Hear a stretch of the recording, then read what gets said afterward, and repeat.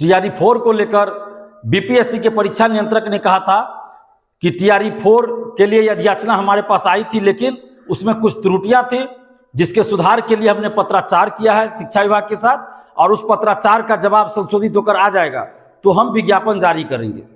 कुछ अखबारों में भी यह खबर छपी थी कि अधियाचना में त्रुटि थी, इसलिए बीपीएससी ने शिक्षा विभाग को वापस कर दिया।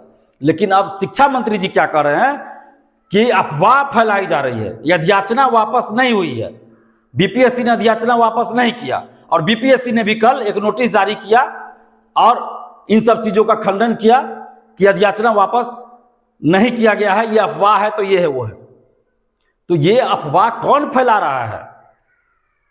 बीपीएससी ने फरवरी में नोटिस जारी करके कहा था 11 फरवरी को 46,000 से अधिक सीटों पर अधियाचना मिल चुकी है और जल्द विज्ञापन जारी होगा। 16 अप्रैल को बीपीएससी के परीक्षा नियंत्रक ने कहा था पॉडकास्ट में कि 26 अप्रैल से फॉर्म भराना शुरू हो जाएगा।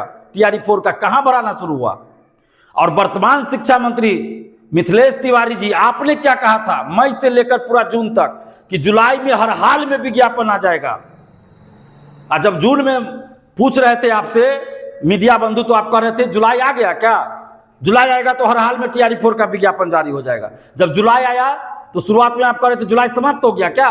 जुलाई में हर हाल में टीआरई 4 का विज्ञापन जारी होगा। तो जुलाई समाप्त हो चुका है, अभी तक विज्ञापन नहीं आया। आज अगस्त 7 तारीख हो गया और अभी तक आपका टीआरई 4 का विज्ञापन नहीं आया है। मिथिलेश तिवारी जी, शिक्षा मंत्री जी, तो अफवाह तो आप फैला रहे हैं। माननीय शिक्षा मंत्री मिथिलेश तिवारी जी, अफवाह आप फैला रहे हैं। आपने कहा था कि जुलाई में हर हाल में विज्ञापन आ जाएगा, लेकिन नहीं आया ना विज्ञापन, तो अफवाह तो आप फैला रहे हैं शिक्षा मंत्री होकर, बिहार के शिक्षा मंत्री होकर, और आप अफवाह फैला रहे हैं। आपने कहा था जुलाई में हर हाल में विज्ञापन आ जाएगा, अभी तक विज्ञापन नहीं आया। और यह अधियाचना और संशोधन का खेल तो फरवरी से अप्रैल तक खेला गया और फिर से वही खेल खेला जा रहा है। हम लोगों को अधियाचना से कोई लेना देना नहीं है, हम लोगों को विज्ञापन चाहिए, टीआरई 4 का विज्ञापन चाहिए। और क्लास 1 से लेकर 12 तक जितनी रिक्तियां हैं सभी सब्जेक्ट्स में, Maithili, Bhojpuri, Magahi, music, dancing, fine art, अरबी, फारसी, भोजपुरी, मैथिली है, और भी जो भी सब्जेक्ट्स हैं सभी सब्जेक्ट्स में, सभी भाषा विषयों में भी क्लास 1 से लेकर 12 तक जितनी रिक्तियां, उन सभी रिक्तियों पर टीआरई 4 का विज्ञापन चाहिए। और जब तक आप विज्ञापन जारी नहीं करते हैं हम लोगों का विरोध जारी रहेगा। और अब हम लोग आंदोलन की तैयारी कर रहे हैं और बहुत जल्द आंदोलन की घोषणा करेंगे।